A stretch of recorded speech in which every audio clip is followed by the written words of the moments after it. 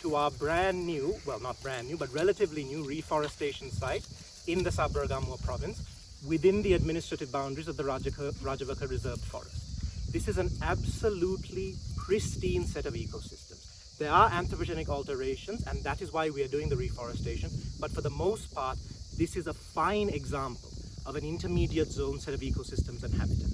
Behind me earlier in the video, you would have seen the Udawalaway Reservoir, which is part of Udawalaway National Park.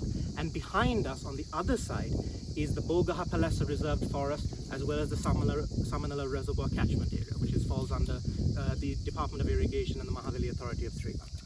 So these areas are surrounded by other wilderness areas and more or less create a contiguous network of protected areas that are essential to biodiversity conservation efforts in the Sabaragamuwa province. You have the Vaterikan, the Nature Reserve, the Dahiyagala Wildlife Sanctuary, as I've mentioned, the Bogahapalasa Reserve Forest, Udawalaway National Park, probably one of the most famous protected areas in Sri Lanka because of its ecotourism value.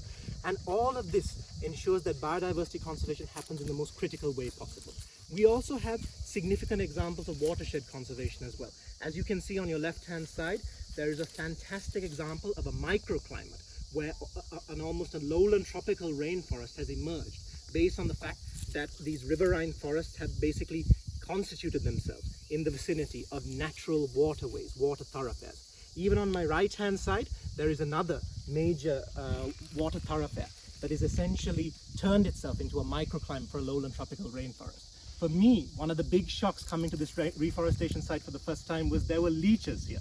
I never imagined in an intermediate zone ecosystem like this that there would be leeches, and yet there are.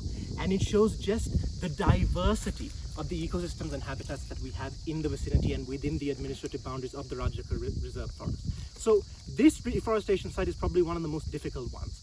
My colleague who's filming this, Jayantha Vijayasinghe, who's our local convener at Rainforest Protectors, has done a video as well where he will explain much more about the details of the reforestation site. But effectively what we're looking at is angles upon angles when you're climbing this reforestation site. This area is a wild, tough land, and it takes you into a sort of a different time period where you see, although there are anthropogenic alterations, these ecosystems have still thrived and survived somehow.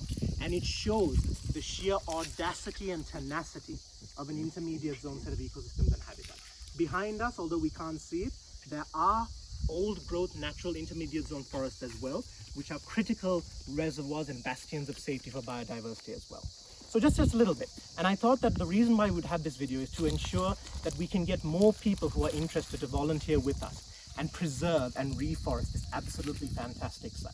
So it's just a little bit from my end. I hope everybody enjoys the content of this video, and we hope to see as many of you here supporting these efforts as much as possible in the future. Thank you so much.